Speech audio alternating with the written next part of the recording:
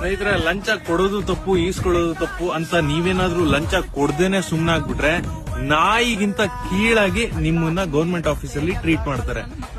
ನನ್ ಕೈಲಿದೆಯಲ್ಲ ಇದು ಈ ಖಾತಾ, ಇದು ನನ್ ಕೈಲಿ ಬರ್ಬೇಕು ಅಂತ ನಾನು 1.5 ತಿಂಗಳಿಂದ ನಾನು ಗ್ರಾಮೀಣ ಪಂಚಾಯತಿಗೆ ಹೋಗಿ ಕೂತ್ಕೊಂಡು ಲಂಚ ಕೊಡಬಾರ್ದು ಅನ್ಬಿಟ್ಟು ಅಲ್ಲಿ ಕೂತಿರ್ತಾ ಇದ್ದೆ. ಅಲ್ಲಿಂದ ಇಲ್ಲಿಗೆ ಹೋಗಿ, ಇಲ್ಲಿಂದ ಅಲ್ಲಿಗೆ ಹೋಗಿ ಅಂತ ಹಲ್ಲಿಸ್ತಾ ಇದ್ರು ನಾಯಿ ತರ. ಆದ್ರೆ ನನಗೆ ನನ್ನ ಕೆಲಸಗಳನ್ನ ಬಿಟ್ಟು ಅಲ್ಲಿ ಕೂತ್ಕೊಳ್ಳೋದು ಆಗ್ತಾ ಇಲ್ಲ ಅನ್ಬಿಟ್ಟು ನಾನು ಇವತ್ತು ಲಂಚ ಕೊಟ್ಟೆ. ಅರ್ಧ ಗಂಟೆಯಲ್ಲಿ ನನ್ನ ಕೈಲಿ ಈ ಖಾತಾ ಬಂದ್ಬಿಡ್ತು. ಲಂಚ ಕೊಡೋದು ತಪ್ಪು, ಈಸ್ಕೊಳ್ಳೋದು ತಪ್ಪು ಅಂತ ಇನ್ನೊಬ್ಬ ಯಾವನಾರು ಬಂದು ಬೋಧನೆ ಕೊಡಕ್ ಬಂದ್ರೆ ಚಪ್ಲಿ ಹೊಡಿರಿ ಹೇಳ್ತೀನಿ. ಯಾಕಂತಂದ್ರೆ ಇವತ್ತು ನನಗೆ 1.5 ತಿಂಗಳು ಹಾಳಾಯ್ತು.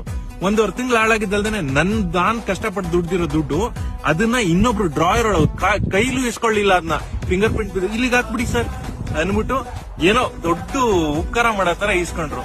ಈ ದೇಶದ ಕತೆ ಇಷ್ಟೇ. ದೊಡ್ಡವರು ಪೊಲಿಟಿಷಿಯನ್ಸ್ಗಳು ಈ ಭ್ರಷ್ಟಾಚಾರ ಮಾಡ್ತಾರೆ, ಗೌರ್ಮೆಂಟ್ ಅಫಿಷಿಯಲ್ಸ್ಗಳು ಲಂಚ ಇಸ್ಕೊತಾರೆ, ಸಾಮಾನ್ಯ ಜನಕ್ಕೆ ನ್ಯಾಯ ಇಲ್ಲ. ಇಂಥದ್ರಲ್ಲಿ ಗೌರ್ಮೆಂಟ್ ಆಫೀಸಲ್ಲಿ ದೊಡ್ಡದಾಗಿ ನಮ್ಮ ಸಂವಿಧಾನದ ಫ್ರಂಟ್ ಪೇಜಿನ ಇದು ಫೋಟೋ ಇಟ್ಟಿದ್ದಾರೆ. ಯಾಕೆ? ಸಾರ್ವಜನಿಕರ ಹತ್ರ ಲಂಚ ಇಸ್ಕೊಳಕ್ಕೆ. ಅಷ್ಟೇ ಸಂವಿಧಾನ ಇವ್ರಿಗೆಲ್ಲ ಹೇಳ್ತಾ ಇರೋದು.